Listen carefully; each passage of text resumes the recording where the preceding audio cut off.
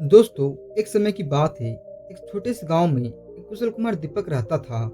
उसकी कुम्हारी कला की तारीफ दूर दूर तक थी, लेकिन उसकी खुद की जिंदगी बहुत ही कठिनाइयों से भरी हुई थी। दीपक के पास बहुत सी समस्याएं थीं। आर्थिक कठिनाइयां, पारिवारिक समस्याएं और कभी कभी खुद की कमजोरी का एहसास भी होता था।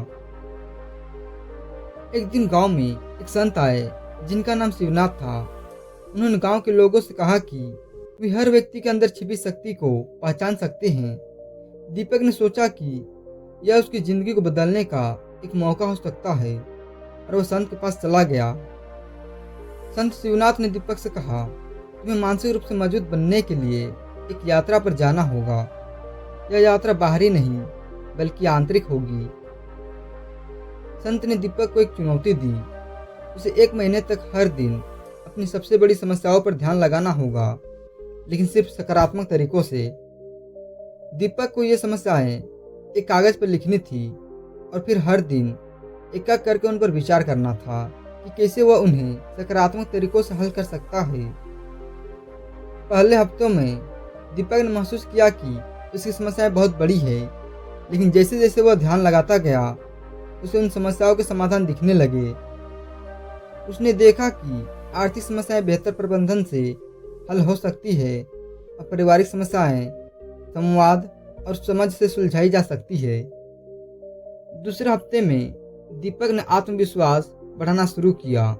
उसने आत्मसंवाद किया और खुद को विश्वास दिलाया कि वह कठिनाइयों का सामना कर सकता है। उसने नियमित ध्यान और साधना को अपनी दिनचर्या में शामिल किया। तीसरे हफ्ते में दीपक ने अपनी कमजोरियों को स्वीकार करना और उन्हें सुधारने का तरीका खोजा। उसने खुद को प्रेरित करने वाले प्रेरक विचारों और कहानियों का अध्ययन किया। अंतिम हफ्ते में दीपक ने पाया कि उसकी मानसिक स्थिति पूरी तरह बदल चुकी है। उसने अपनी समस्याओं को सकारात्मक दृष्टिकोण से देखा और उनका समाधान ढूंढा। उसकी आत्मसंयम, आत्मविश्वास और समर्पण ने उसे मानसिक रूप से मजबूत बना दिया।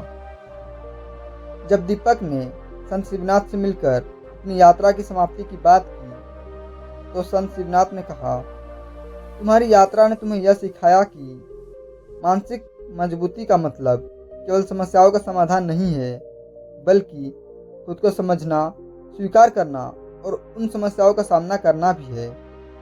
दोस्तों, इस कहानी से हमें यह सीख मिलता है कि मानसिक रूप से मजबूत बनने के लिए आत्मनिरीक्षण, सकारात्मक सोच, आत्मविश्वास और निरंतर प्रयास बहुत ही ज़्यादा आवश्यक है।